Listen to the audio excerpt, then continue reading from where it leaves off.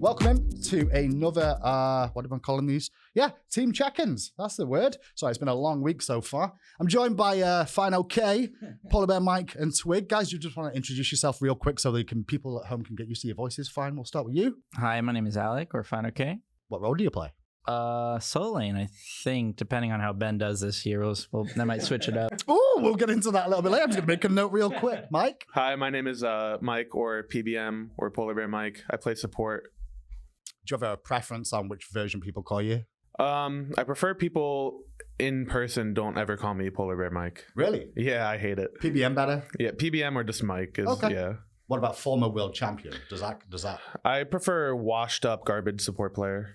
Okay. It's like most supports then for the most part. Yeah. And Twig, finally yourself. Hi, I'm Ben, or CaptainTwig, or Twig's fine. And I play mid now for Rival. Well, we'll get to that in a minute. Well, thanks so much for joining me here today. We'll hopefully be doing more of these through the season. I want to really start things off with end of last year. Obviously, we reached finals. It didn't go as planned. I know. Listen, it's got to be done, okay?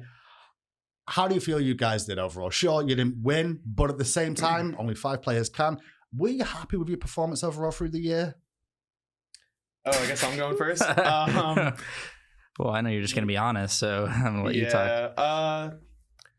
Max and I probably do have a slightly different perspective, which I think is kind of lame in a lot of ways, like to the rest of the team. It's lame. Yeah, definitely. I was going to say, that's all I can think of. Yeah, I don't know. I think for Max probably is similar to me on this, but it definitely really sucks, and it's definitely something that I've been like disappointed with throughout the off season. But it's kind of just like, I don't believe that's going to be my last opportunity to win. I don't believe that's like the last time I'll be in the finals, or the last like good run that, you know, I'll have in general, or that this team specifically will have. So just taking the goods with the bads, and, you know, just kind of continuously improving is just how my mindset will always be. And why is that different, like, compared to you guys, like Twig? Fine. Is it because you've not won one yet? And I'm not trying to like rub that in. I'm just like, is that the reason? So what are you saying, Mike? Like, I'm saying, you're okay, or nah, he's fine. It's not okay in terms of like you're content with it. Oh no, dude, we're like 3 minutes in. Well, not in terms of like we're content or like complacent with it, but like, I mean, it definitely, I would imagine, doesn't feel the same. Like, because like obviously I want to continue adding accolades or accomplishments throughout my career, but if I were to retire today, I would still feel really validated in, you know, what I've been fortunate enough to be able to accomplish. So it isn't going to like haunt me, I guess. But it still sucks, obviously. I would like to win every match I ever play. So I think that's part of the competitive nature of most of the pros, right? Yeah, I think of course. It makes sense. Fine for you. I was going to say I'm kind of the opposite, because since Mike's already won one, he kind of feels like he's been accomplished in that regard. But we got there and got second place and feel like we should have won. So it hurts that much more, at least for me, especially since I haven't won one. And that was my first, that I feel like I have to get back and I have to win again to like prove that, like, because in my opinion, winning, it's like whenever you talk about like the GOAT conversation, any other sport, or like talking about the best players, the most important thing is always winning, because it's a team game. And if you're not, like, who cares if you're putting up personal stats or getting a pentakill? Like, if you're not winning the game, then I wouldn't consider you like one of the best players. Like I always say, like people ask me on my stream or on YouTube or on Twitter, like, who are the best players in the world? And I always say, who won the last like tournament? They're the best players, because it's like part of the game. Who won the last NBA championship? That's the best team in the world. So I will say from an outsider looking in as well, you did continue this tradition of being on the analyst desk one year and then the next year going on to make the finals, which is a pretty good achievement anyway. I think it's because of you guys' advice and stuff. Yeah. We're really helpful there, right? I'm sure. You're like giving me in-game advice and everything. Yeah, you hear Ryan Bailey talk Smite and you just learn so much. Yeah, like, exactly. My goodness. I just absorb it like a sponge. But Please, yeah, it's just... that. But just because I feel like Ben probably feels the same, just because we haven't won it yet, especially Ben's gotten close so many times, like... just that much more fire to try and get back and win, to prove that like you're one of the best players ever. Twig, you've been deep a couple of times in these finals, and that like there was a situation where at least it was either going to be like you or Zap, I guess, in terms of a new winner who's been around since the early days. But talk me through it, man. Well, I'd definitely say probably quite different from Mike, because like I felt crushed like after the finals. Like that was probably the like hardest loss of all. I know season 5 was really bad, even though we lost in the quarters. That was like the final run. I knew Prime was out. Like I knew Obey was like disbanding. And like we'd been together, I think 3 years. Finals season 3, semis season 4, and we genuinely thought we could win. And so that was a pretty horrible loss. But like season 6 was probably the worst. I think it's the first year where I genuinely felt like the favorites going in and in the finals. I remember thinking that morning, there's just no way, like we're gonna lose. You all really were confident on that game day too. Like I could sense it. Like from you guys, you had that vibe that you felt. I think that tournament was the most confident I've ever individually felt in my life. Like I just felt like I was like locked in and just on it. And yeah, kind of the same thing Ben said. Does that make it a little bit more raw for you all because like you were favorites going into that as well? Does that make it a trickier task because you were favorites going in there? For sure. I felt like we should have won it, especially when SK beat Splice. I just felt like we were gonna, like, if we made it to the finals, which we should, we'd smash the finals like easy. But that's not, the way the cookie crumbled. So it isn't, unfortunately. I mean, top 10 in the world, it's not terrible. But at the same time, it's not top 5, I guess, is the way we look at this. Moving on to this year then, roster changes. Obviously, most of you are stuck together. You 3 specifically are in the team. But you have made some changes here or there. We'll definitely get to Twig at some point with his changes this year. First thing first, Arkell out, Sun for Soccer in. How'd that go down? What was the decision there? So I think with Kenny, it was sort of just inconsistency in team environment. All of us would still hold the opinion that Kenny is a really nuts player, especially on his good days. Like Kenny versus Dig is in Worlds, like he just went off. But yeah, I think Kenny, not to any fault of his own, just was kind of the odd man out in the team environment, just, the way we are as people. And Max really wanted to go back to ADC, so that was a big part of it. And obviously I have a bigger attachment to Max because I've just played with him longer. So that was kind of the direction we were moving there. And then we were all trying to discuss what we were going to do with the carry spot. And then Sam had messaged me, and Alec, Max, and I had talked, and just we didn't know whether we wanted to consider it seriously or not, because none of us had the opinion that Ben was at any point a weak link in our team last year. And, just as far as teammates go, you can't really ask for anyone better than Twig. And oh, so sweet. So yeah, and then we didn't really agree on a carry player, and we all felt like, especially myself and Alec, were good friends with Sam and we get along with him really well, and we already knew that chemistry would probably be pretty easy, and obviously he's a very talented player. So we kind of threw out the idea to Ben, and at first I'm sure it wasn't, something he wanted to hear. Yeah, I didn't like it. Yeah, and we just kind of let it sit for a little bit, and I think he took a couple days, and to us it just seemed like, as far as team environment goes, I think that's a really big strong suit that we have for our team, is just how much we genuinely enjoy like spending time with each other. So I think it'll be an improvement from last year with Sam. There's definitely something to be said as well about team chemistry. I think you mentioned that a little bit with Arkell there, just being like slightly out of that chemistry to an extent. And that's one thing that a lot of the other teams have discussed, is the team chemistry style. Is that the reason Sam was looked at? Because you feel like he's going to fit into that? Yeah, there were other, when you go through roster changes, I told everyone as well to do their like due diligence or whatever you want to call it. If you get offers, I think it's smart for everybody to consider it and really, you're changing the next year of your life, right? And you're making that decision within a couple weeks span. So I think it's really important for everybody to kind of be aware of what they're doing there. And there were a lot of options that we weighed. It just kind of felt that if we were going to make a change, a small talent differential or increase on paper wasn't preferable to me, at least, as knowing someone is going to, be enjoyable to live around, work hard, be responsive to criticism, that type of stuff. And so I want to come back to you now. Obviously, like going to mid, you said yourself you weren't excited about this at first. Not at all. I genuinely believe that, like, I've got a lot of weaknesses as a player, and like I'm not like it's not like I can't hear them, but I thought like what I brought to the jungle was different from any other player in the world, and like it wasn't even close. And I felt like to be able to like play characters that like no one ever played like brought so much to a team. Like no one wants to like figure out a strategy to play against characters that they don't spend every day scrimming. Sure. So I really thought like my like I guess diverse style really like was like perfect for any team that I would join. So like when they said like we want you to go mid, we're not really looking at you for jungle next year. I did ask like another team. I talked to a couple teams, but one team was like a pretty interesting kind of opportunity for me.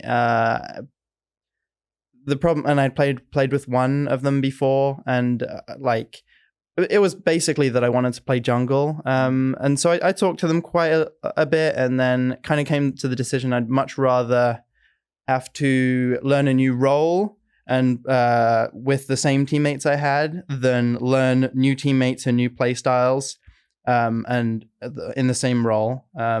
Plus, I definitely had a lot more confidence in the players on Rivals, like overall, like how good they were ability, and how much chance I had to win Worlds. And honestly, I felt like the chance to win Worlds was way higher on this team. Now, I will say as well, like you say you're going to have to relearn a role. Now, you have played mid once upon a time. Yeah. For the old time fans that have been around very a long different. Time, you began your career to an extent in the Pro League or the Pro area as a mid laner. Former Cuckoo player, unfortunately, is getting nerfed, so may not be as viable for you this time round. But then that was a time where you switched to jungle with Zeros, and that was where this switch really came from.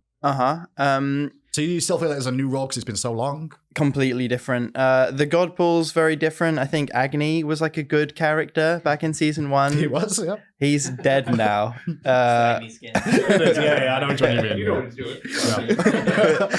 But like, I don't know. I think the role's completely different. There's like some similarities. Like you have to play well with your team, play well with your jungler and your ADC in team fights. But I felt like when I started playing ranked 3 months ago, I felt like I was swimming in new seas. Like I had no idea like what I was doing. And honestly, after a couple weeks of ranked, I was ready to kill myself. But that is the ranked mentality, though, to be fair. I think ranked probably made it worse that I wasn't playing with like actual teammates that I trusted. But I think I've reached a point where I'm a lot more confident, and I basically need the true test of SPL to really like figure out how confident I'm going to be going into next season. Do you reckon there's a bit of an advantage there with the fact that you played jungle before, so you kind of see what a jungler's mindset is a little bit? Absolutely. It definitely helps a lot to like kind of see my role from the jungler's perspective. And I feel like I've learned a lot just in the last couple months about what the mid laner's perspective is. And I mean, I can try to like figure out what to do best to help like Sam, I think, better than other mid laners because of, you know, my jungling. Definitely a trickier task for you this year, because obviously technically new mid laner to an extent, and then a new jungler for you, Mike, as well. This is the trio. I mean, every year has been a kind of a trio towards the middle area, support, mid, and jungle. Trying to synergize you guys together. Do you reckon that's going to be a potential struggle this year? Yeah, so I was going to throw into what Ben had said as well, which is it's kind of one of my pitches to him, I guess, when I brought up the idea, because I knew that it wouldn't be something that he wanted to hear. It was only the two of us still at the team house. Was basically that I thought Sam would be a good addition in terms of he would play a lot of ranked, and I mean like a lot of ranked, like way too much ranked. But yeah, Sam is really willing to just, you know, play with people a ton and talk with them, and Sam's just a very like easygoing guy, so I think it'll help the transition. Ben has a good bit. I had said this to Ben a couple days ago, though. Max's transition to mid I thought was pretty seamless, and I think he kind of had the easiest setup ever because he had already played with me. Yeah. And as far as like junglers that would be accommodating and easy to work with, it'd be like him and Cherry probably would be the two easiest, just because, you know, they're like willing to be tank players or engage and just like sacrifice a lot of their own farm, which is not something that you'll see from everybody. So Max kind of had a really like easy path to do well. I'm not sure Ben is in the same spot. We've played together for like a year, but it's definitely not the same when we were used to just starting fights together. For me to like peel for him or whatever, it's going to be a different dynamic. So I'm of the mindset that if it takes a little bit longer, I'm okay with that. And then as far as me getting used to a new trio, I don't think it matters too much. I think when you play with good players, it kind of just fixes itself, honestly. Interesting takes. I mean, here's the funny thing, because like Rival last year, I think a lot of people had that thought process with PandaCat going there, that it was going to be a ramp for you guys.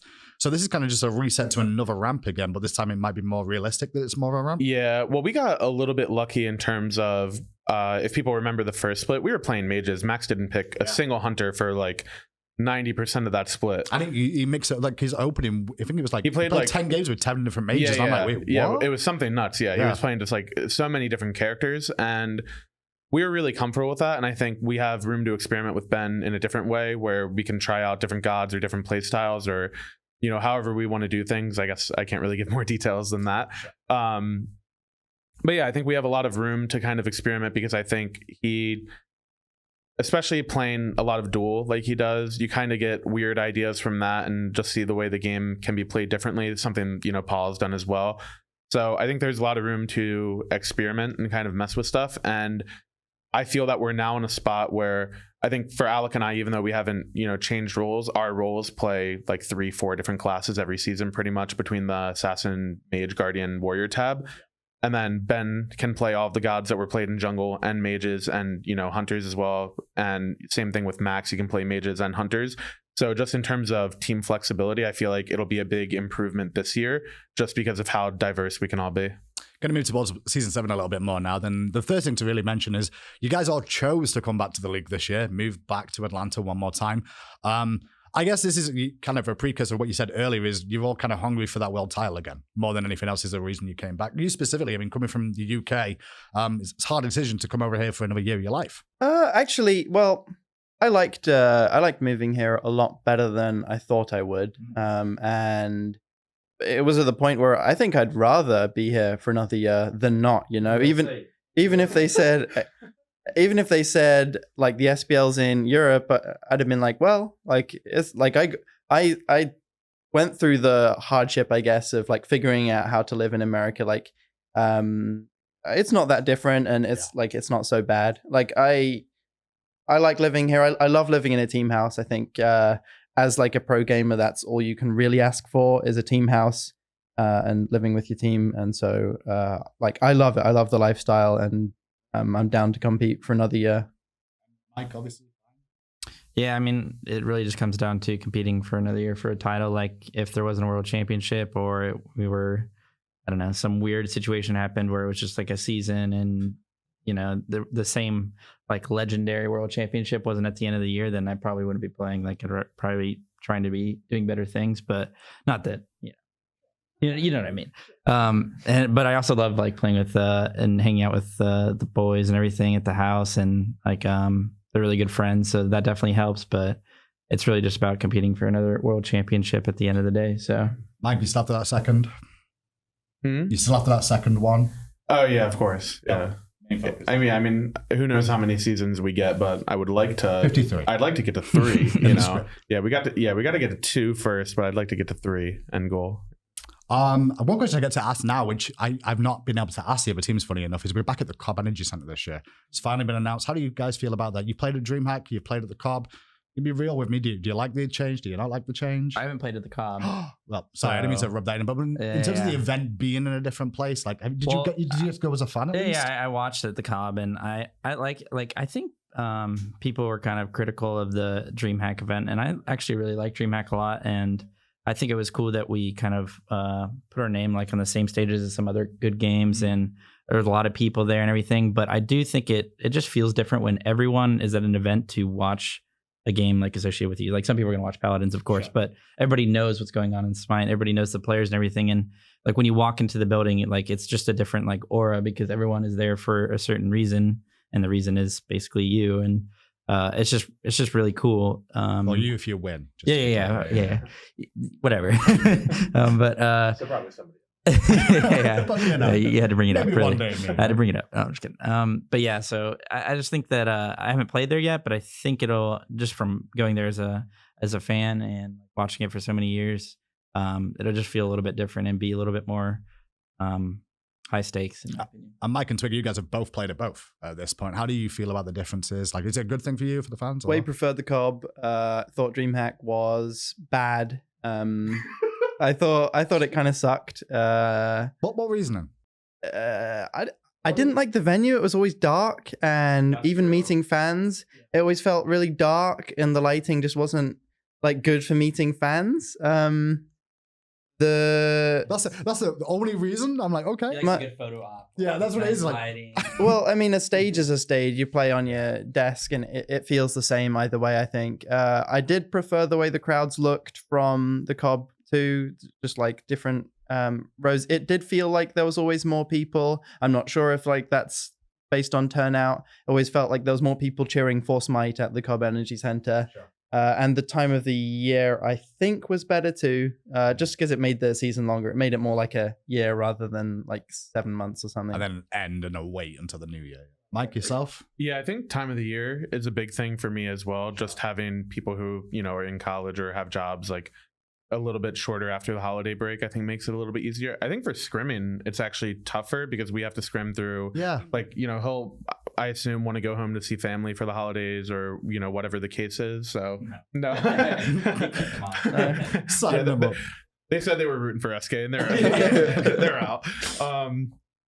But yeah, I really like Cobb. The last time we were at Cobb was when United won. So I definitely have, okay.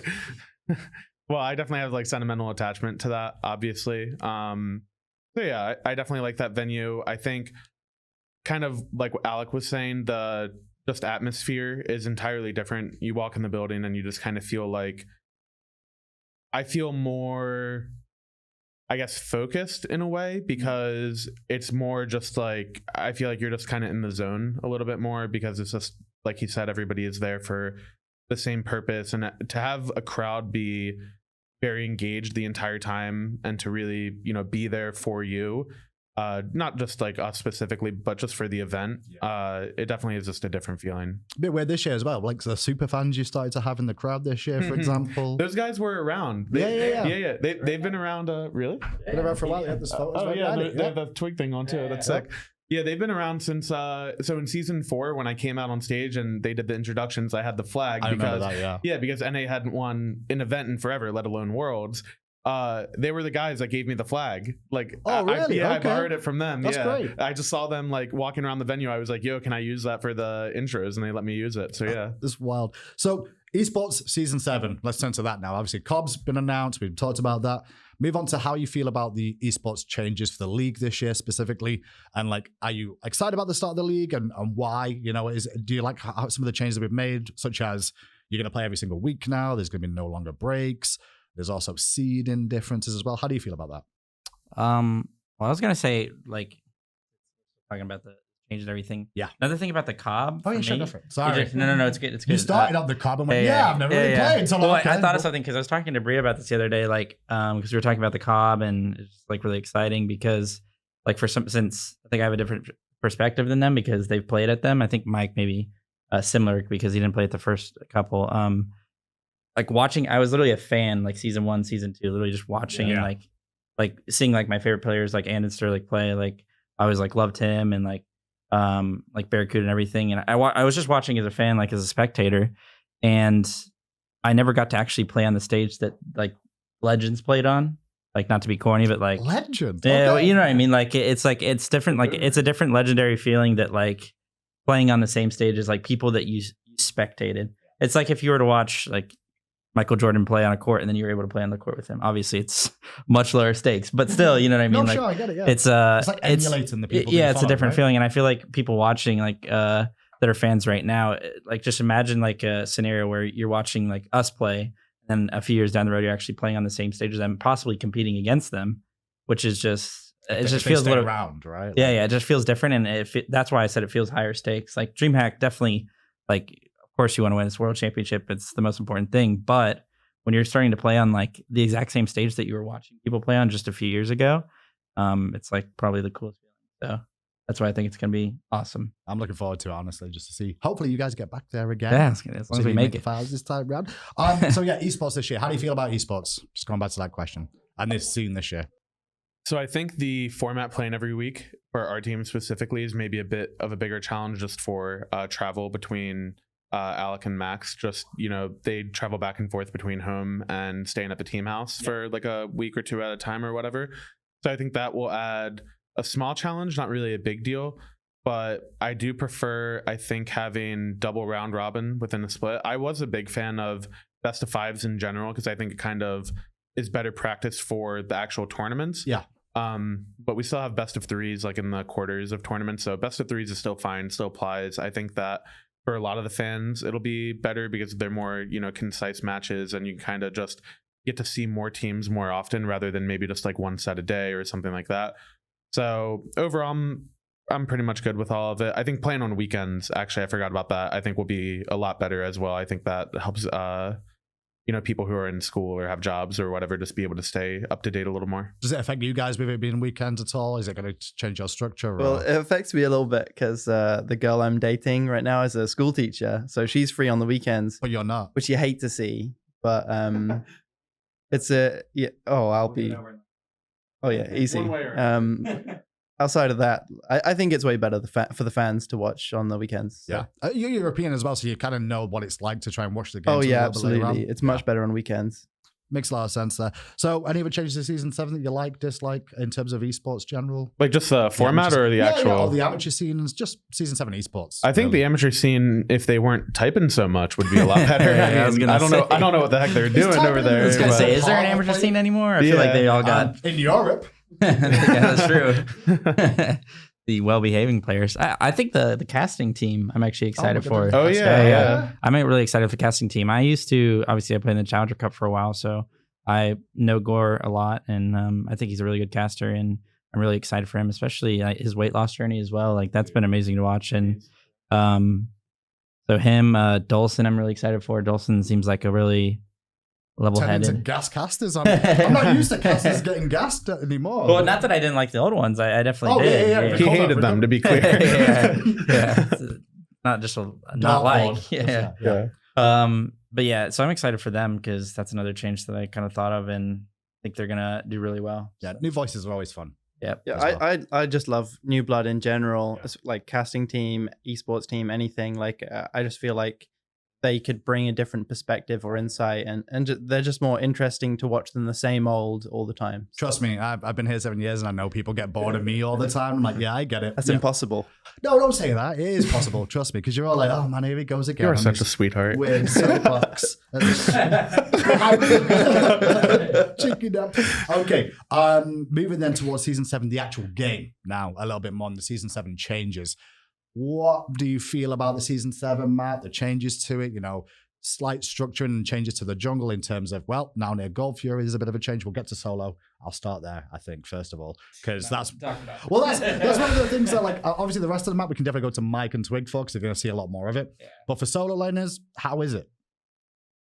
Or how does it feel, at least? What did I say last year? It was great. I like the idea of coup. This is basically probably just spitballing what every solo probably not any difference whatsoever. It just feels the same. Yeah. Not. I mean, I know I'm joking around, but I mean, there wasn't really any changes, like significant changes to solo lane going into the season. Did you feel it needed to be? Well, that's the thing. I think that balance-wise, we were at a pretty good spot. I mean, I think it was a little too pressure-oriented last season. Yeah. And I think there were some things that were very unfun about the lane, like Warriors rushing into like defense items and just not being able to kill each other. And also, I think the fact that kind of like you can get stuck in the lane for like 20 minutes and then get to a point where you're not even like really impacting the map that well. Like you're no longer like that tanky because tank items like aren't amazing in Smite in late game by any means. And yeah, buff them. But so there was like that awkwardness, and I think like a lot of casual players probably feel that awkwardness because they probably feel like they can get stuck in lane a lot. Whereas I think we're probably the best team at like making use of my rotation, like bringing up that like side of the map so that I actually can be impactful, which is I think really good. But I think, like I said, I think we're probably the best team at that, and I think it's still like really hard to do. And I think it's gonna be hard going into this season as well. So yeah, I don't think there are a lot of significant changes, which I mean, it could be seen as a good or bad thing depending on if you think the game was in a good state last season. I think it was pretty balanced. I don't know about how fun it was at the end of last season. Right. And I think part of the reason things can be fun, especially in a game like this that's constantly updated, is that you can change things and make things like feel fresh and different. And I would say it's a bad thing for my role this season, just because I feel like there's not really anything like to like experiment with or mess around with for the most part. The only thing I would say is Hog, and that could change some things and make some things feel fresh. But after playing for a little bit, really hasn't like altered things too much. So At least from solo. yeah, from solo point of view.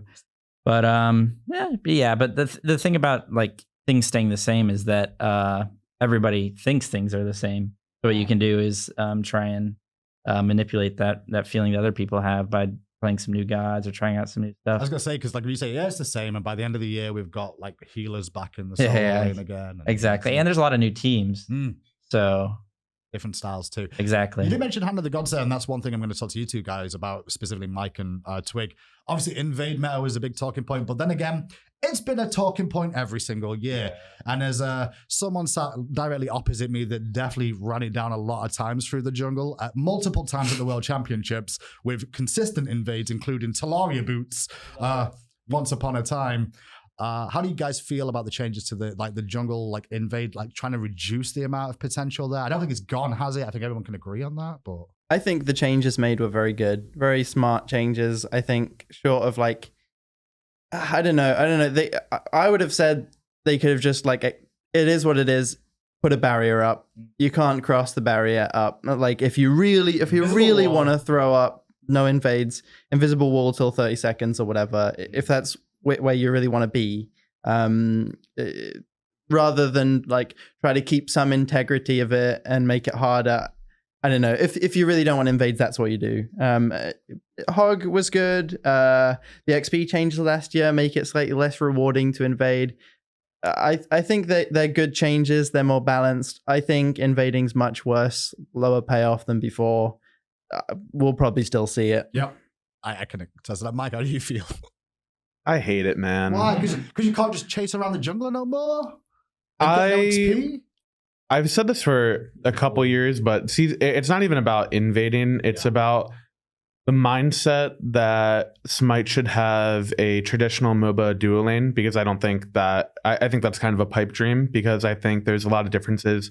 I guess the direct comparison would be a game like League, where there are just so many fundamental game mechanics that are different. How quickly you can clear a wave, having a last hit, the creeps, just the early game impact characters can have, like, as long as there's characters that have level 1 kill potential, where if, you know, they hit you with all their abilities, you're just insta-dead, or, you know, having characters like Izanami or Sylvanas who can just walk up and they just out-clear you for free. I feel like the amount of variance in level 1 in Smite is a lot more volatile than games like League. And because of that, whenever you put 2 people in that lane, what ends up happening is they just hard commit to that as hard as they possibly can. And Season 5 duo lane was incredibly unfun, in my opinion, because you basically were sat in the lane with the least amount of farm in the map. You're double splitting everything at the start, and your lane is more impacted by mid-jungle pressure than it is by actual duo pressure, unless you're just bad and you just misplay it. But at a pro level, that shouldn't really happen consistently. So like the whole like level 2 gank thing was a meme, but it actually was the most efficient way for a jungler to path, where they would clear, speed backs blue, go mid, get pressure, walk duo side, you're level 1, they're level 2, or they're level 3 and you're level 2, and you're dead. And that's it. Like, and I think that dynamic is just really boring and stale. And I thought invading is one thing. I could certainly agree that from a ranked and casual perspective, that the meta last year is not good for the game. Yeah. But I also do think that having flexibility in starts is a unique thing to Smite that I think should be encouraged and kind of highlighted more. And to be honest, I've said this to like friends and stuff, but I hated the way a lot of the pros complained about it, because I think they just kind of whine. And there'd be a lot of, specifically some European supports who would like just cry about the invade meta and how much they hated it, and they wouldn't even do it in scrims. Like, I would invade people in scrims and they would message Twig and just be like, oh yeah, like tell Mike to stop trolling or else I'm gonna invade too. And it's like, invade, man. I'm playing the game. This is the way the game is supposed to be played. Like, I'm gonna do it every single game. Yeah, when they were saying that. Yeah. And it's just like, I will do it every single SPL game, and there are people who are like, oh, well, what if you die? I don't care if I die. If I buy 20 seconds and I die, I don't give a damn. Like, it's for a reason. I don't know. I was going to say, like, after years of playing different Smite metas, of different invade metas, it's fun as hell to invade, man. Like, when the early level 1 plays, I just remembered so many scrims with energy before season 3, like when there was a like super season, 3 worlds. Yeah, season 3 worlds. I think was it Eager that brought it in with Aurora and the Best and DJ. Yeah, that's right. Yeah. But well, they proxied behind the tower as like a. But the whole thing was that you could 3-man and run to the enemy speed buff and just be like, let's fight, and it became a whole meta, and then the other 3 would try to like get around you or fight you or steal it, or have one guy make sure like try to hog steal it while 2 other people did. It was fun. Like, it was super fun. The amount of different like comms, teamwork, like little micro plays that you won't find like later on in the game, like passive farming into team fights, was like insanely fun in my opinion. Some of the most fun I've ever had in competitive season in 6 invades. at the start of season 6, right? We had a little bit of a window with pro play versus casual play that we couldn't see the ranked and casuals copy what the pros were doing. This was just before the speed buff the speed buff invade happened, where we had supports either starting mid or starting solo a little bit. Is that kind of what you kind of enjoyed there, Mike? Did you enjoy that at the start of the year before this speed invade? There's even like, I would take it back to season 4 as well. Yeah. Like at that Worlds, I don't know if you remember. I think you guys had code names you were telling me about. Yeah. Dolphin and Cobra, Yeah, because basically... Can you tell me what those were? What was Dolphin? Dolphin was 2 in solo. Jungle and solo would fight for wave pressure with stuff like Enfeebling Curse, Sprint, whatever you want, Frenzy, 2-on-2. Gods like Osiris, Kokulan were picked a lot. You'd 2v2. Whoever won that would get the enemy blue and have a huge lead. And Cobra? The support, someone always started in mid, so the support started in Dolphin. The support started in mid, and the 2 started on solo. In Cobra, 2 started in duo and 2 started in mid. You gave up everything solo and you took everything duo.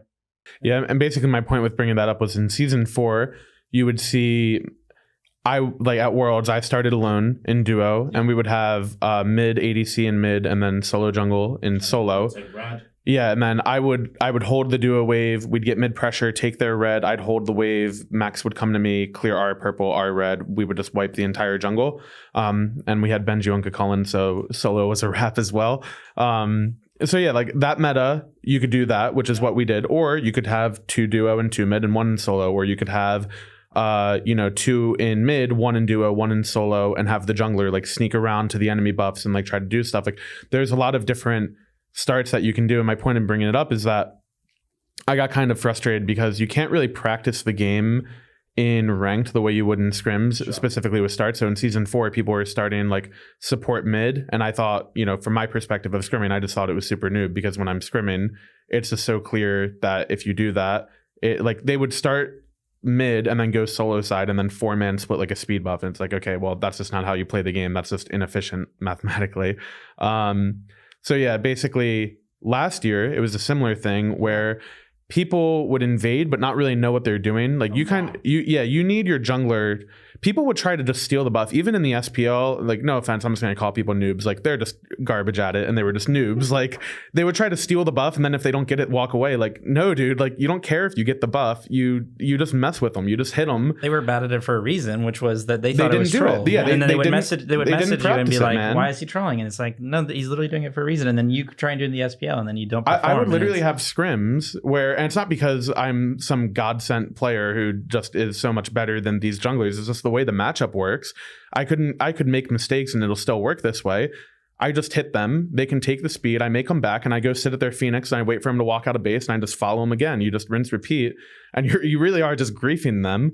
I feel like I could spend like half the day with you just on. I'm very heated about this topic. Do you want to talk about like the pressure points in the map in terms of like changes to mid? Because some of the other teams I spoke to said mid seems potentially a little bit safer this year with how these these left-hand harpies going to be near the Gold Fury? It's harder to invade red safely, I think. Like if you go through that choke point against a big mage ultimate, you're going to be getting smacked a lot. Does that mean like we're going to see differences there than you expect? Like, is it going to be a little bit safer in mid? How do you, I'm not expecting Hard leaks, to obviously. predict, but I'm sure throughout the year, yeah. Yeah, I was going to say it's really hard to say. I do think it makes like rotations way different. Like I didn't know how mid was before, but like at least from a jungle perspective, it looks kind of harder to.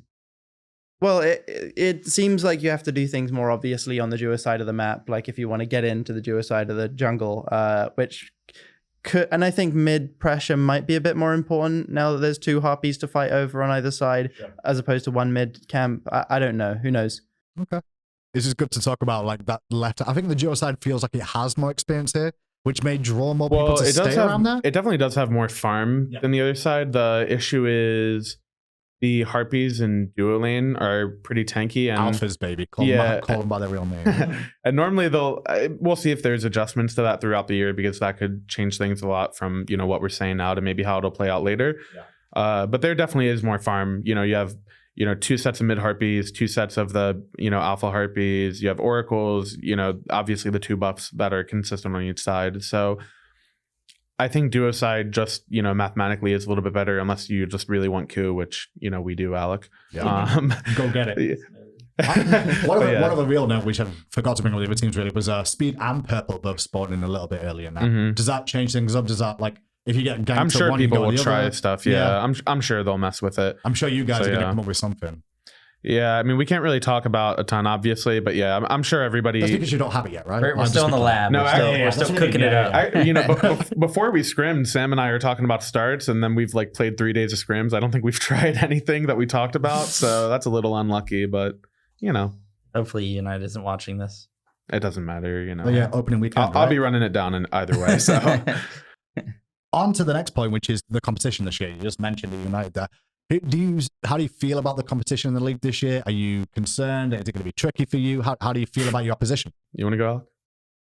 Not concerned at all. About any of them? No, not really. Even the former world champions that just beat you? No, I mean, that was literally the only... You stole their jungler, right? So. Yeah, I mean, obviously it was the most important, but that was literally the only set we dropped them all year. I don't even think we dropped a game or a scrim to them all year. Like, I mean, it didn't help us in the end. No, not at all. But I do think that was a fluke, and I think going into this year, we're going to be number one the entire year. So, how do you two feel? Same way? Well, actually, can I take that back? Yeah, sure. Depends on how he does in the old mid lane. Okay. Good save, good save. That's what I said at the beginning. That's why I said I'll be a solo laner until Ben I think wants to it's going to switch. be a rough one for the start.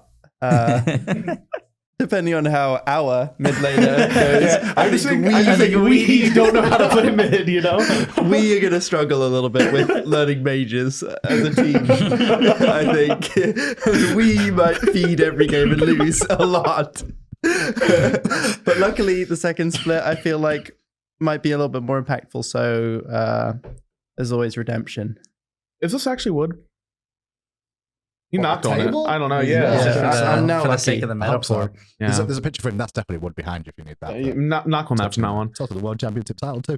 So you're not really worried about competition. Do you feel that the league's better, worse overall in terms of level I think of it's competition? worse. I think the past 2 years we've lost a lot of really good high-end players for whatever reason. It could be personal, wanting to focus on other things in their life, or just circumstance with team decisions. But yeah, I think there's a lot of players that are on the outside of the league that talent-wise belong on the inside of it, if you were to just list the best players. But there's varying factors other than just getting picked up by a team, though, right? Yeah, but yeah, it doesn't always work that way, though, right? Like the best players don't always translate to the best teams. Like I'd say, like on United, for example, when we picked up Baskin, individually it was probably an upgrade over Ven, but Ven served purposes on that team different. So it doesn't always work that way. I think a team like Sanguine, for example, is kind of an unknown in terms of like their individual talent, because we just don't have the sample size at high level play. But they seem like they enjoy playing together. They grind the game a lot. And they're just a team that, I don't doubt their, I guess, merit on being in the league, or, how deserving they are. I think they'll be a good team throughout the year. So it's kind of hard to tell for right now. I don't think any roster is scary. I think there's a lot of good players on most teams. And I think that every team, of course, may have things that they do better than us, but I think that our strength and why I'm not really concerned is I feel like we are very self-aware, and I think myself and Ben as well are really kind of active in terms of really staying on top of what we think we're weak at and playing around it. And I thought last year, for example, I'm not sure that the way we played the game was necessarily even one of the best ways to play it, but I think that we identified what our strengths were and we hard committed to it and we got really good at it. And, only one team was able to beat us in the end. And I think that we'll still have that sort of dynamic where I feel that mentally and strategically that we'll be in a good spot. So I just don't really care, what names I'm playing against. Any difference from you, Twig, for how you feel about the league?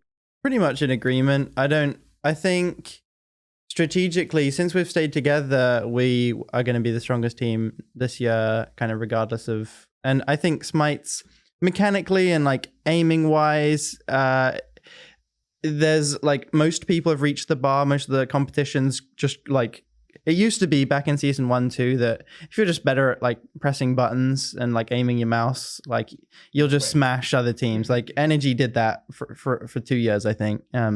Epsilon, and strategically they were good too, actually. But this year I think us staying together, us already having like good minds that like think progressively and like have intuition, I think matters a lot. And to be honest, no team scares me really. I think Ghost Gaming will be pretty good.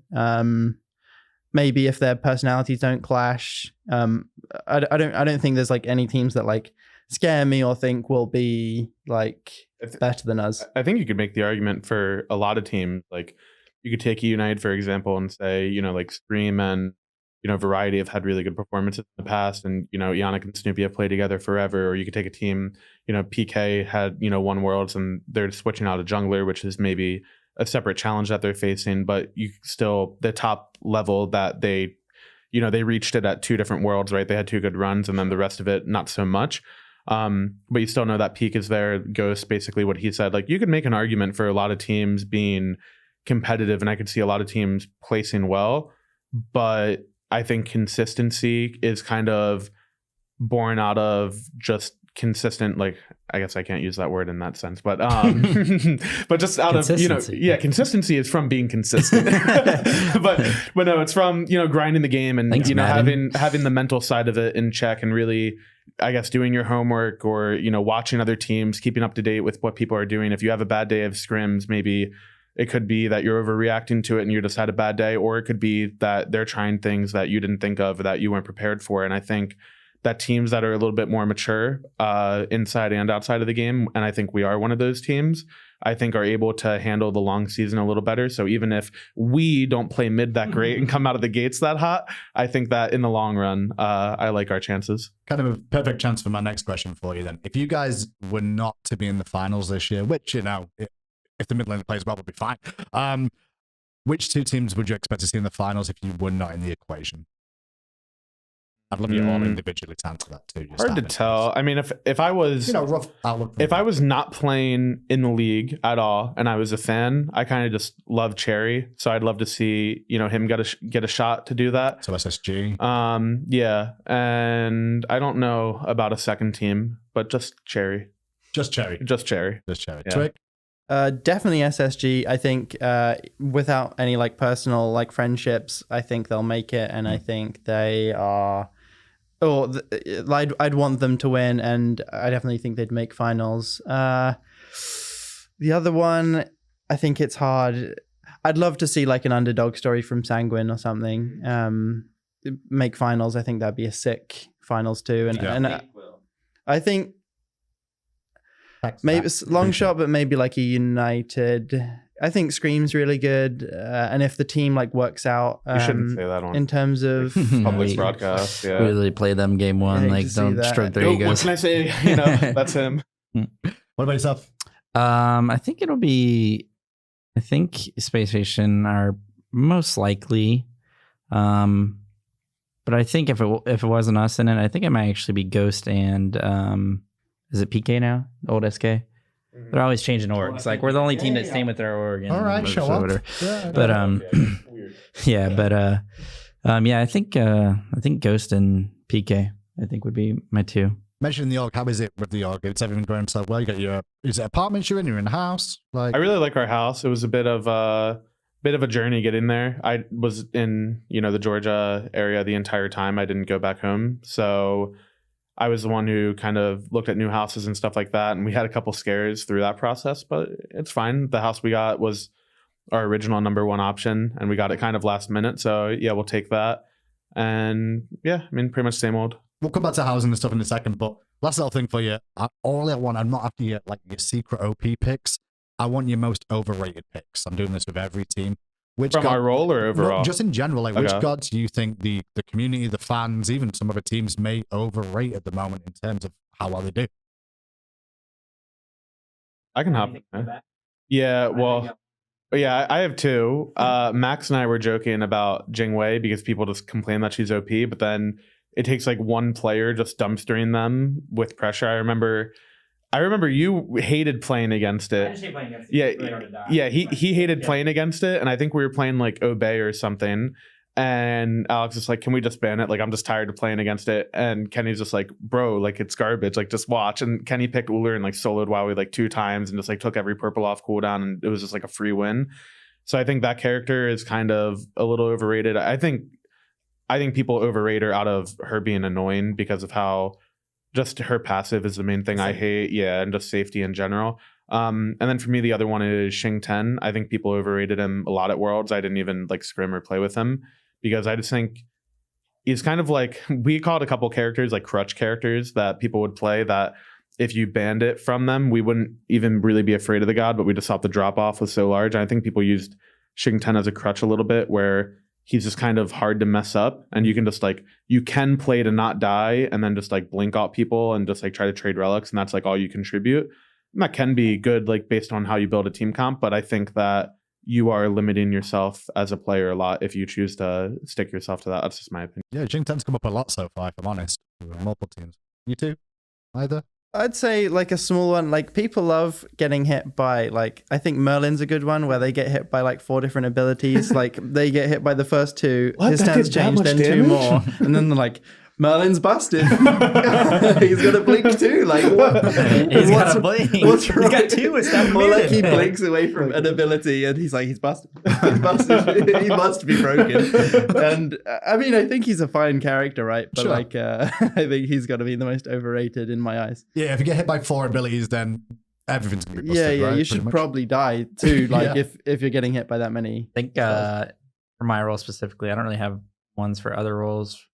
For the most part, I think Jorm and Gunder, I think is a little bit overrated. Even though in my top 5 video, I put him number 1. You can watch that on youtube.com/dudeonfonz. But just say it again. No, That's fine. Promos are fine. That's what it's for. I think they know it. They know it. No, they know. Yeah, The yeah, real yeah. ones Yeah. know. If they don't know, they won't know. Yeah, Well, I mean, odd flex, but no, Jorman Gunder, and I think Arthur as well. I think Is that he based was off- not in my top 5. Is that so. based off nerfs to both of them? You saying this though? A little Because they bit. both did get hit. Right? Yeah, a little bit, but also I think like going into Worlds, like I think a lot of people I remember somebody said, I think it was Hazer or something. He said like oddly enough, Jormungandr wasn't picked at all in the finals. Like he thought it was weird. Yeah. And a lot of other people thought it was weird. It wasn't picked or banned at all in the finals, and everyone was like, "What the hell's going on here?" And I don't want to give away too like Well, it's much, over. You but- can now. I, Right? I just want to add to that. I right? mean, if the 2 best teams aren't valuing Yeah, it, maybe I don't know, you- something to think about. I mean, best is a quotation mark, right? I mean, only won. Well, I don't know. You were saying that earlier. Hey, I'm you just were saying gonna- we're the top 10 at the beginning, so you Yeah, kind of you know. switched Well, up your all I'm story saying here. is That's what I do. The level of balance. You know? Throughout the year, we were, first seed and then second at Worlds. I'm taking top 2 there. Yeah. But so Jormungandr, I think there's some weaknesses that other teams don't like look at or really punish like we do, and maybe even SK or what was SK. And as far as like King Arthur, I think he's just pretty overrated because he's another like one of those crutch gods that Mike was talking about that kind of just wins the lane. But that's it. Like that's really all he does. He's such an easy character to kill in team fights, and really isn't strong late game. And like people keep picking him in our scrims, and I don't know why. I just want him to stop. Like because the thing about those gods is that it requires you to play something very specific, but when you play that, you completely counter. It's like you win the game because like they made you pick something, right? But you don't always want to have to play that. Like you want to actually practice other stuff. Like if I want to play, like if I want to try Circuit, for example, there's no way I'd ever be able to play it against an Arthur. Like it's just not going to happen. Like my team will lose. Like I'll lose my team the game. Yeah, what he's saying is he doesn't get to have fun. And No, that's not it. And if he doesn't get to have fun, then It's we not. lose. It's not Yeah, it. It's no that one's having it's that fun. I think the enemy is wrong for picking it to begin with, and not only are they wrong for picking it because I don't think it's a good pick. They're forcing me to play something that isn't good practice. So it's like they're doing themselves a disservice by picking it, and then they're going to lose the game anyway. So But just to go back to what Mike was saying It's going to be embarrassing as well. what Mike was saying earlier, though, about like, him invading and other teams complaining about, you're complaining about them picking King Arthur when they could just pick King Arthur all year. So you are getting relevant practice. that is true. Yes, that is true. But the problem But with you that is wouldn't that, just like first pick it like right away. Like, I don't know. and the problem with that is that Mike was right, and he's intelligent, and That's getting clipped too now. and like they were probably like 80% sure when they were saying stuff like that to Mike. They were probably like 80% like, oh, he's probably trolling. And then the other 20% of them was like, maybe I should be doing this. Maybe I should. But with me, it's like I'm 110% sure I'm never playing that fucking god. Wow, Not really. I don't think I actually like Arthur. swearing that much. I actually like Arthur. No, but and seriously, he's Dorn, one of but my favorite characters. And I Yeah, picked him a lot. I'm not gonna lie, I love playing him casual. it's not even just art. It's just any pick like that like people just like crutch pick, even in ranked. Yeah. They like top pick and Dude, they're that's like, the oh, worst. I'm gonna win lane. When And it's people like, play ranked and they don't experiment at all, I don't get it at all. I mean, Exactly, one tricks yeah. basically, or yeah, Well, one trick, if you're like Dragon Story Loki one trick, I think that's actually good for the game to have like random ranked What? one trick players. Yeah, no, not with Loki, but having random like one trick players, I think is actually like pretty good for just the ranked like scene. I just hate like I'm not gonna play my SPL picks in ranked. Like I don't really get what the point is. Like that's what scrims are for. I think doing the same start is fine. Like if I queue up against Scream and he's streaming, like, yeah, I'd love to meet him at speed and just see what happens and just have a good time with my buddy, But yeah, like I'll play different gods. I'll play random stuff, I'll play gods that are horrible at level 1 and just do it for fun, Okay. Speaking of new gods, like this is the first time in a while where we've had like multiple god releases that are going to be available for the first time at the start of the year. Just Umoja Heimdall, right? Umoja Heimdall, I think Mulan will be there eventually, I believe. But it's a bit of a mixture there of like new gods coming in. How do you guys like deal with them like behind the scenes? Because different teams seem to have different strategies of like some people play them, some people just ban them out until we're ready to get to them in scrims and wait for the rank scene. What's kind of your guys' mentality on new gods? Do you reckon it's going to mix things up at all? Usually be based on how well like the people who are meant to be playing it play it, and like how much they like it and whether they think it's worth playing. So let's say generic Hunter Heimdall comes out, there would be me and Max who would play it, and we'd basically decide whether we want to pick it and how like high we want to pick it, stuff like that. And then playing against it, it's like how much do we want to ban this? How like hard is it to kill? All this. It's based on we take it like character by character. So kind of like role specific of like whether it's supposed to be played. Then? Very role specific and like how it feels to play against and play with. Is that like a responsibility then of you to like learn that god and make sure your team understand it too? Because how do you go about those gods in scrims and things? Like is there a rule like, hey, let's use it or whatever? Like if it's like a carry, for example, and we know how it feels to play against it, like we'll add our opinion. So for example, if they get fed in a rank game, it might feel really good, but then Alec and I, if we get fed in a rank game, we'll just be like, yeah, this god can't touch me, and it's not the same as other carries. So we'll all like share our opinions and our different perspectives. I do think I don't really play the characters until they're available competitively. Like I don't really go into like casuals. I don't normally love doing that type of stuff because I don't think that you get the best like gauge on their actual with mirror matches and things too, right? Yeah, that, and just like how you kind of have to play against good coordinated players, not just scrims, but like even if I queue up ranked and there's just like a ranked duo lane, it's easier to get a gauge off of just that because they're pretty good at playing in the lane. Yeah. They're just high level players. So I prefer doing that personally before I make any sort of judgment of how good a character is, in my opinion. But yeah, I think I definitely agree with. I really hate it when people auto-ban stuff in scrims. We had the conversation before Worlds as well. Like there were just so many characters that people auto-banned. Like people auto-banned Isis all last year, and I kept saying, I guess it doesn't matter anymore, but I kept saying to Ben, like all the time, we would just be like at the gym, like talking about stuff. And I think it was a mistake for people not to leave it open more. Like we tried a couple games in the SPL, we left it open. I think we were 0-2. One of the games we were ahead and like kind of threw, but and then one I think we just like kind of genuinely lost. And I thought it was kind of weird. No one did that versus us. Like no one left it open. Like no one tried to see like, oh, are they going to put it mid? Are they going to have Kenny play ISIS? Like they never tested it versus us. And I think people kind of just ban the same old stuff too much. And that's kind of my only opinion on it. I think having 2 characters will change that dynamic a little bit because you'll get to see more of them. So that's my hope at least. So normally in scrims, like, do you talk to the other teams and go, hey, do you mind leaving this open? Or is it like team specific of what you choose to do? Something we used to do when we would scrim partner, because I've been on like 3 different teams, I guess, like Eager versus Envy in season 2, and then season 4 and 5 United versus SSG, we would scrim partner. I would basically just talk to, I guess it was like Baskin that I would be messaging back then, or Mask. I would basically just say like, yo, we like want to leave this god open every day, and we would just like take a couple days to just practice it, and we would just kind of rotate it, and then maybe we would just like type to each other like what we thought, or like, okay, well, if you're gonna leave that open, like give us this, we want to try like a counter pick or something like that. Okay.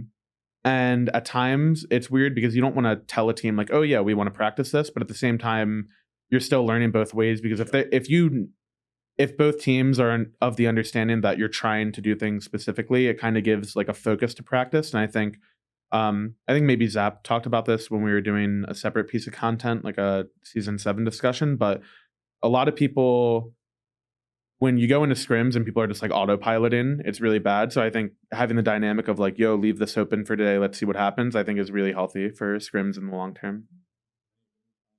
Yeah, I agree with everything Mike said. Plus, it kind of branches into ranked as well. Like people, like we were talking about before, that's like ranked is for experimenting. If you're like a competitive player, like if you're going in and picking the same god all day, every day, like maybe you're gonna really, really hone down that god. But like in my opinion, it's not really about like getting really good at gods. Like a player who has really good decision making and plays a brand new god will be better than a player that's played a god for 10 years and just doesn't have good decision making, right? It's really about the decision making, like strategy, like playing everything perfectly just from a general standpoint and not like a specific god.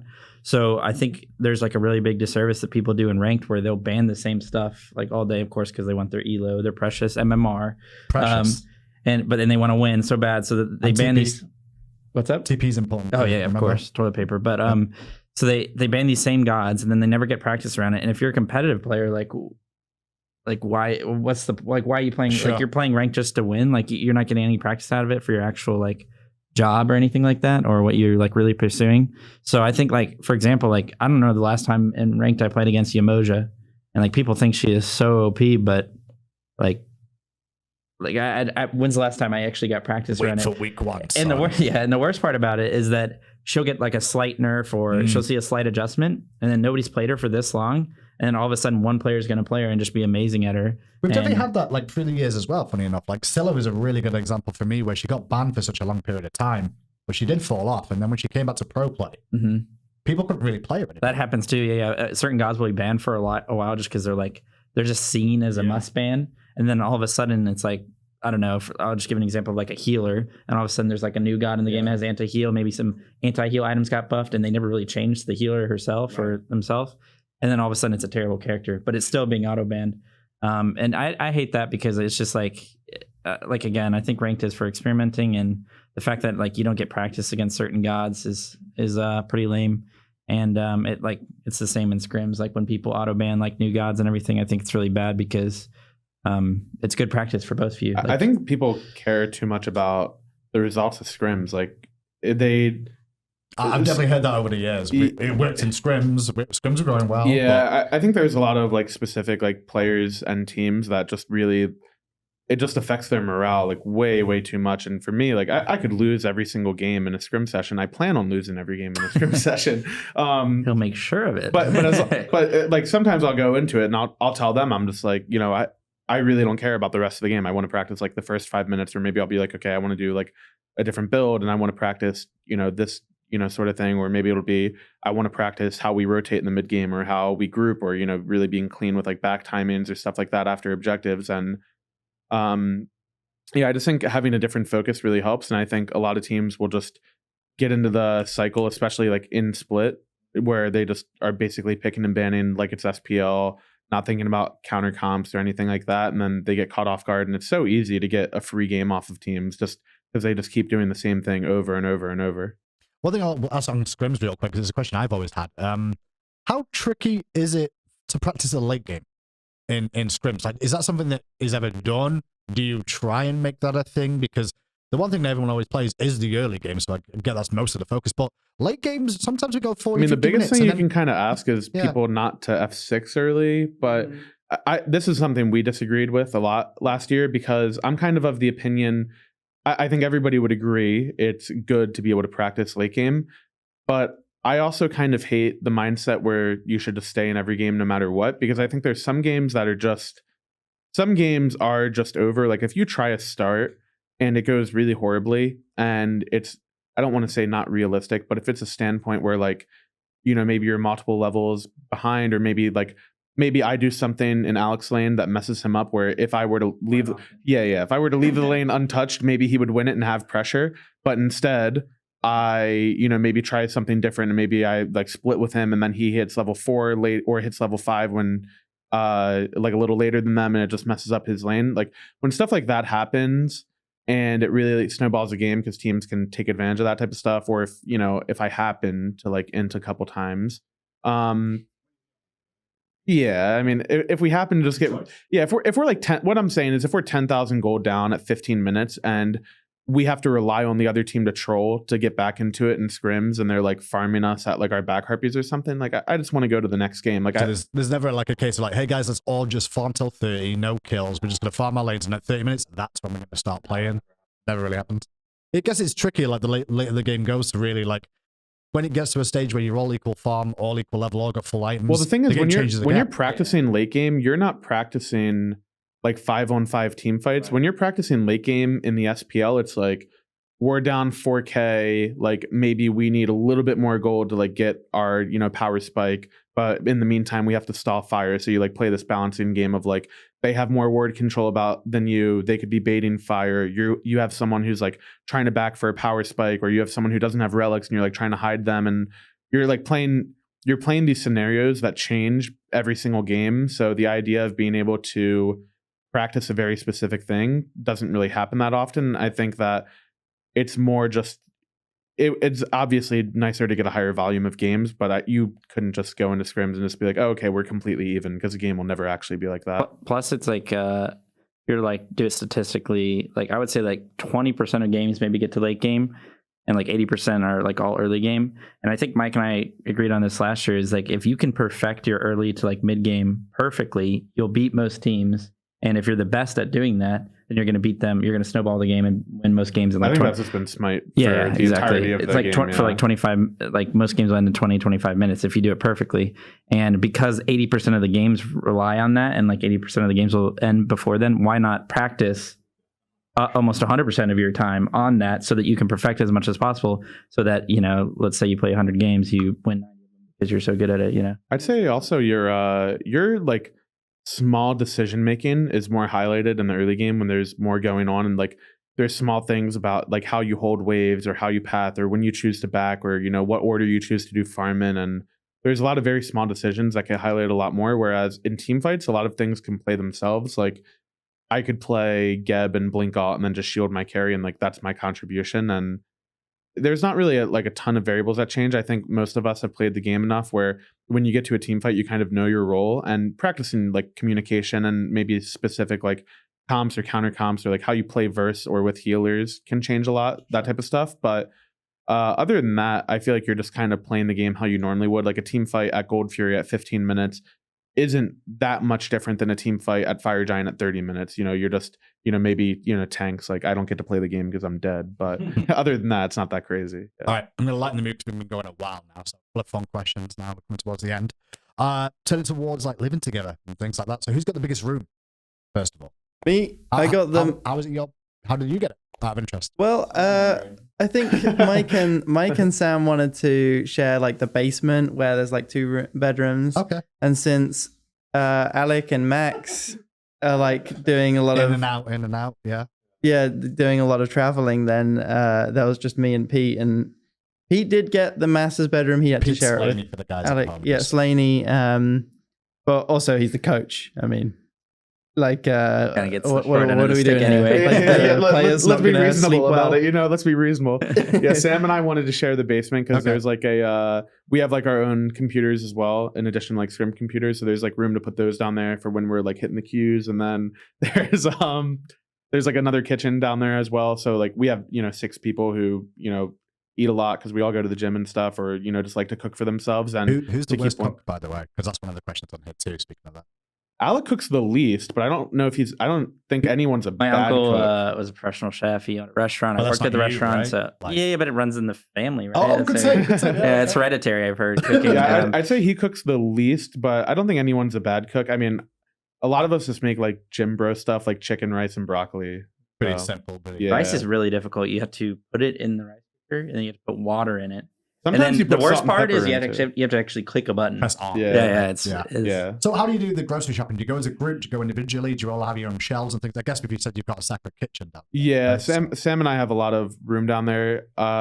Me, Ben, and Sam grocery shopped a few days ago, and we just went together. But we all like got our own stuff, and like Sam and I'll check, like make sure we don't get like 4 cartons of eggs or something, Right. because we can just share them. But yeah, Do you like share food in the house then? Is that something that happens, or do you all have like your own shelves? There's like, usually it's mine. specific stuff we share, like Yeah. let's say coffee or milk. like oatmeal or something. Yeah, maybe oatmeal. Then there's stuff that is a little bit more like just like your own snacks or your own like specific types of food that you wouldn't want to share. Is there anything you miss from England?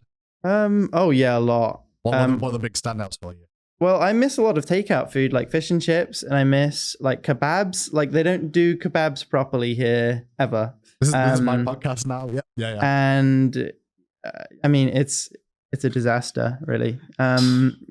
Gosh, I can don't you know. hear the end of There's it? probably more that I could think about, but those are the 2 most harmful.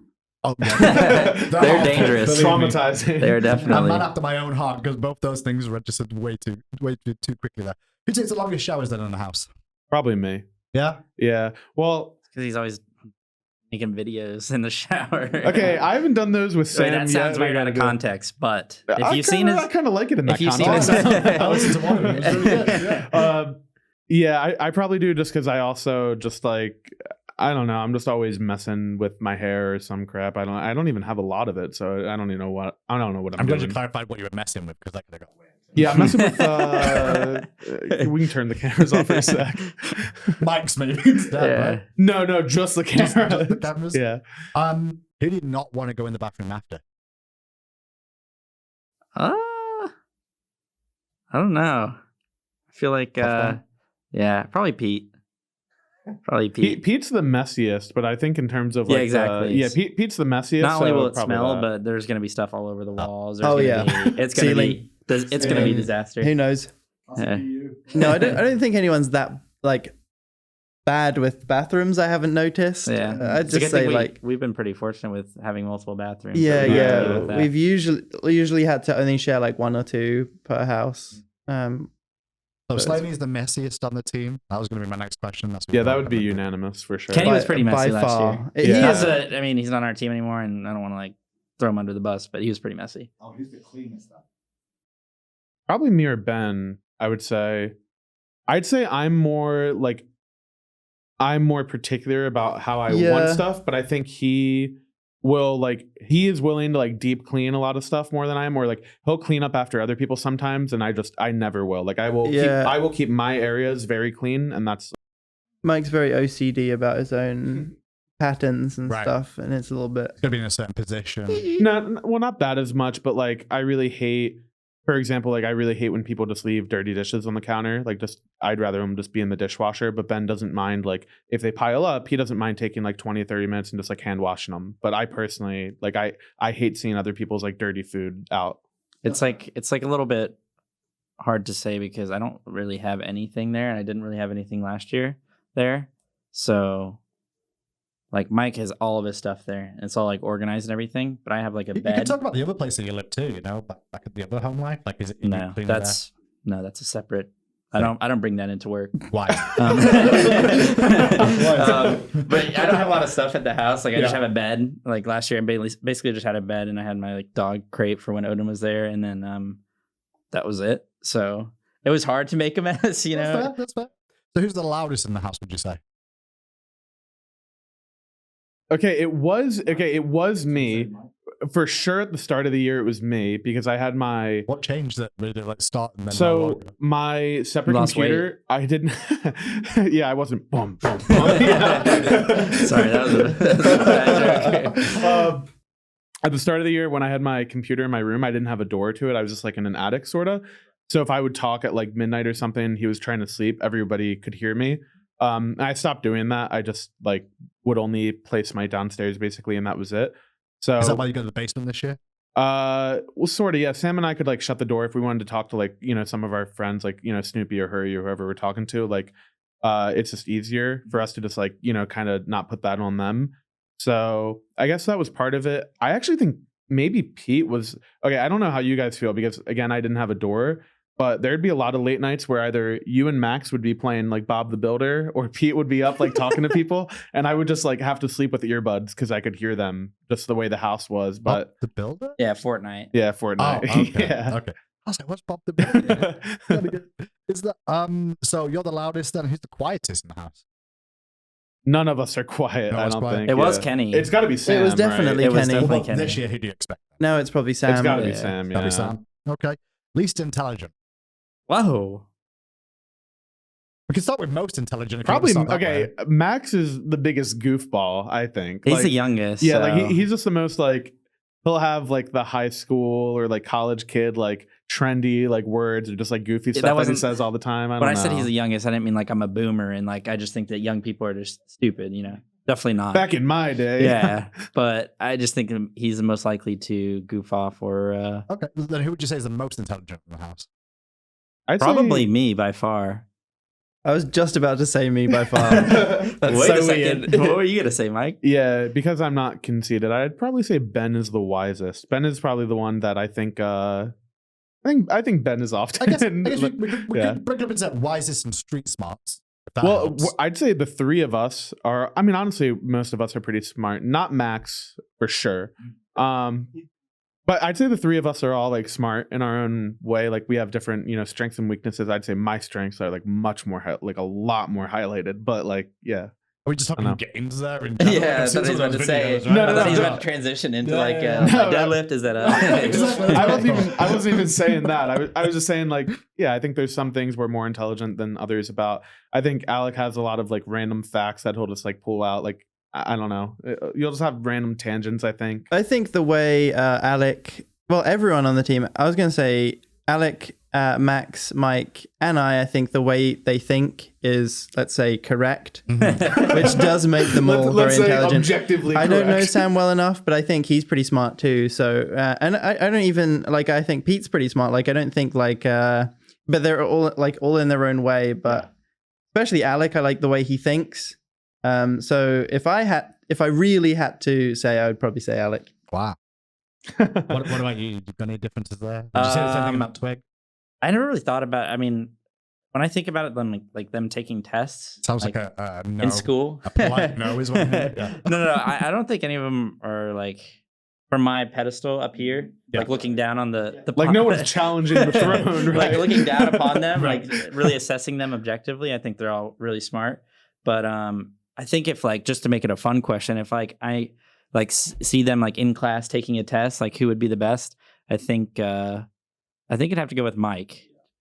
I think Mike would be the best test taker, and that's not even to say that he's smarter than I'm Ben the when it comes teacher. to the Sure, test. sure. He just knows how to manipulate a test. Like, yeah. I'll be manipulate playing the the system. Okay. Yeah. Yeah, the apple will be going on the teacher's desk. Maybe I slip him a 20. You know, we'll be That feeling makes good sense. about it. That Yeah. makes sense. Funniest is the final one I've really got down here, and that's kind of, I think, tricky for this team. Dude, we're all pretty funny, I feel like.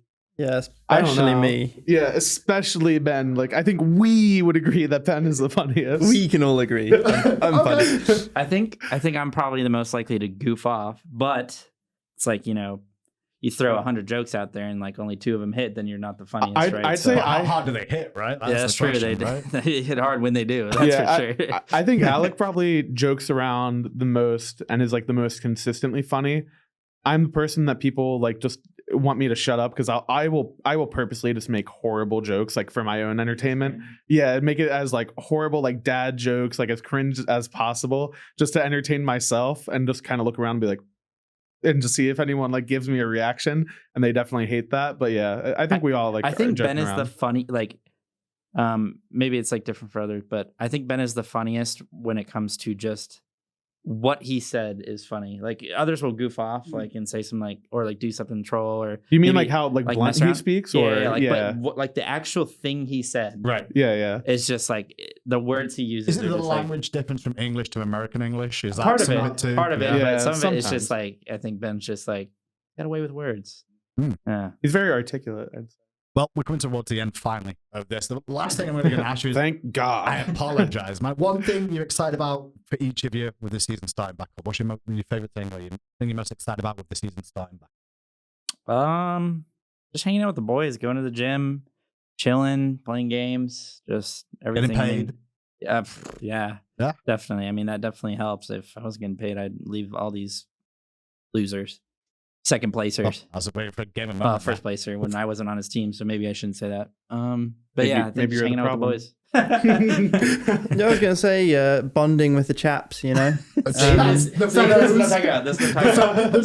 fellows. Yeah, definitely missed everyone so much. And it brings a tear to my eye. Really. But now I miss me mum. And just we're missing Pete, and I just can't wait to get the family together again. Is he mum? Is that what you class him as? No, we made that joke like we'd make that joke about like doing an interview or something. Like you asked Twig like last year, like, oh, how do you feel about the transition to America? He'd be like, oh, it's great. Like scrims are way better. The team environment's better. Like we get along so well. But I miss me mum. Like, starts crying. Yeah, he just starts crying. This is so much. Yeah, for me, obviously, I want to win. For me, I've been like putting a lot of focus into like other stuff. So this year, the past like year, and then this year, I have a lot of plans that I want to like reach either like in the gym or just weight loss stuff or just like personal like milestones in life. So yeah, that's what I'm looking forward to, along with obviously trying to win. Last questions then. Opening weekend is coming up fast, and it's time for your predictions, boys, of who you think is going to win on opening weekend. I'm going to go through each of the games. And funny enough, you're opening it up against good old United. We mentioned it earlier. How do you think that game's going to go? I need a prediction out of all of you. Best of threes, remember? I'll give it a 2-1. Only reason it's not a 2-0 is that it's you're not going to trial, right? No. It's a different. It's a different. This is serious. Like I never mess around. Sorry. I think it's gonna be 2-1 just because it's the first game. We have some kinks to work out, and mainly in the mid lane, right? That's what we need to work out these magical kinks, if you will. But plus, like we haven't really scrimmed a lot. And obviously the first split isn't as important as the second split. And like we have a new teammate. There's some things to work around. Everyone has. And like we have tons of excuses ready to go. Yeah. He's listening to them now. I'm listening off the bat. Yeah, 2-1. What about you? I'd say 2-1 either way, but I would like to make a statement, which is last year I made it very clear that my goal was for the games to be over 5 minutes one way or another. And I'm lowering that to 3. And we have best of 3s. So we are going to be in and out of there real quick. Yeah, real quick. That's for you. And that's 2-0? No, I think this set will be 2-1 either way because I don't think they've gotten to scrim that much either. Just everybody moving. It's just, 2-0 to them. We're going to have to figure out what to do about our mid laner. So, from a community standpoint right now, I believe when I check these, 93% of the fans who have voted so far have gone with Rival to win this set. Only 6% with United. Mob mentality. Yeah, I was part of the 6. Yep, part of the 6. Twig just boosting those numbers there. Next up, the Pittsburgh Knights up against Ghost Gaming. Where are we going here? That's my World's Finals. If we're not in it, that's what I said. I said that they would be playing each other, but so who would win finals then? At the beginning of the year, off raw talent, I think it's actually going to be Ghost.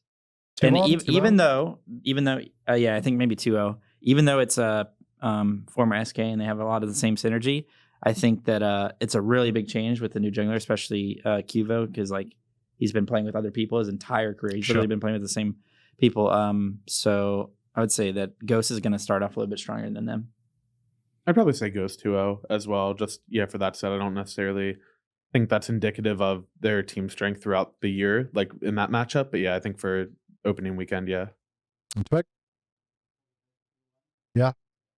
It's funny because the community is 15% for the Knights, which is 85% in favor of Ghost. That's crazy. Does that seem a bit high to you guys? Yeah, but then all three of you also said I almost Ghost, wonder if a lot of people like aren't as up to date with roster changes and stuff. Like, because the old EU United squad is like completely different from the current one, right? Whereas we're basically the same team. We made one, roster change. Sure. Obviously, we did role swaps and stuff, but yeah, like a little more recognizable, I think. So I wonder if that comes into play a little bit. Maybe. I think the same thing you guys are saying, though, is the same sort of thing, right? Ghost is a superstar team on paper. I'm Right. sure of like former world champs in amongst it, so I can kind of see that. Next up, though, big one for me, biggest one of the week. If you're not watching, Sanguine versus Obey. Sanguine 2-0. Damn, that's a barn burner. Didn't even speak. Holy. And what a great opening game. Yeah, right? I didn't think about that. That's actually crazy. Yeah. Who put that on the There's schedule some- for opening weekend? There's a Nothing to do with any tweets I saw or anything Wait, let me, like that. let me or read like- this. Like, Yeah. Did you say yours? Yeah, I He said did. Sanguine 2-0, and I was gonna say I really love that the Sanguine boys are like coming in and they're like talking trash to people. I love that so much. Like the league needs more of that. I want to clarify that a little bit because I think Well, we can sense something incite out it. of context a little bit. Yeah. And Sanguine went, "You what?" And I really You appreciate what? that. I really appreciate. Well, that. yeah, they're just like standing up for themselves. Yeah, I Yeah. like that a lot. Yeah. because they have been pooped on a little bit over the years. What about you? I would say Sanguine 2-1. 2-1. Yeah. Little bit more interesting here. Only 10% of the fans are voting for Sanguine right now. We're gonna It's that have to switch those It's votes. that weekend fellas. bias. 89% have gone with the weekend army Yep. so far, which makes sense. Big streamer. Well, not if you used your brain. Last, I'm sorry. last but not least, the I'm final just kidding. game of opening week. So we've only got 4 in the opening weekend. Is SSG, the new look SSG versus Renegades. SSG 2-0. Not particularly I close. think would people say. are underrating Renegades a little bit. Yeah. And I think, even though I think I literally report Awesome Jake in my ranked games, like I'm not kidding. I literally report him because he literally will play like Poseidon support and go like 0-19. I'm like, how are you in the SPL? Like that should be ban worthy. But even though I do that, I think he actually might do well in the SPL because he's gonna bring some oddball picks and bring some weird strats and everything. And I think that entire team is kind of forming around the idea that like they're going all in with him, and I think they're going to try and do some weird stuff, and I think it can throw teams off, especially teams like Space Station, who I think kind of get trapped in the shackles of the meta. if you will. I was gonna say as well. I actually, from a supports perspective, I actually think like you love it, man. I was gonna say they're kind of boxed in, if you will. Yeah, I think the way Jake plays the game is actually like just kind of correct. Ben used it in that context before, but I just think he's very aggressive, doesn't hesitate a lot, and I think when you play scared, like just don't even like load into the game. Like you're wasting my time. Like just get in there, man. Like that's the only way you can win, especially from frontline roles. I think if you play scared as a soul laner or a support, you are useless, like to your team. But still, Space Station 2 out. Yeah, I just think, I mean, they were basically the same team last year. They made one change. I think ADC is a pretty easy role to get acclimated to. I think they're all like, I'd say a more talented team in general, but I do agree with what Alex said, where I think that team, the Renegades team, probably will have moments where they look really good, and I do think Jake will play fine. 85% believe Space Station gaming so far as well. It's been an absolute pleasure to do this with you, if I'm honest, and I'm hoping to do some more of you in the future as well. Do you want to give any shout outs to anybody back home watching, sponsors, things like that before I let you go? Obviously, me mom, who I miss. I miss her so much. That's it. Obviously, to the like fans who support us, we all appreciate it. Also, you can find Alex stream over at twitch.tv/fineokay. And you might want to be checking if you got that Twitch Prime available, because we could be using that as well. And what about the G Fuel code? Do you have a G Fuel code for us? Yeah, I mean, you can go ahead and tell them about the G Fuel code. Do you actually know his YouTube code, honestly? It's just fine, right? Yeah, it's just fine. 30% off. Fine? 30% off right now. 30%? Actually, I think it maybe dropped down to 10. It's like they do like certain sales. Like, but 10 is still a big number. Yeah, but 10 is more than 0. Yeah, shout out to our fans. I mean, 93%. That's kind of crazy, especially with what we have to worry about. But yeah. So mainly just shout out to them. They've been supporting us a lot, especially me and Max in our streams and stuff like that. So we really appreciate it. So Well, this is the last little look then from what we've got from Rival here at the start of the season. We'll be back with another team check-in later on in the year. Thanks for tuning in.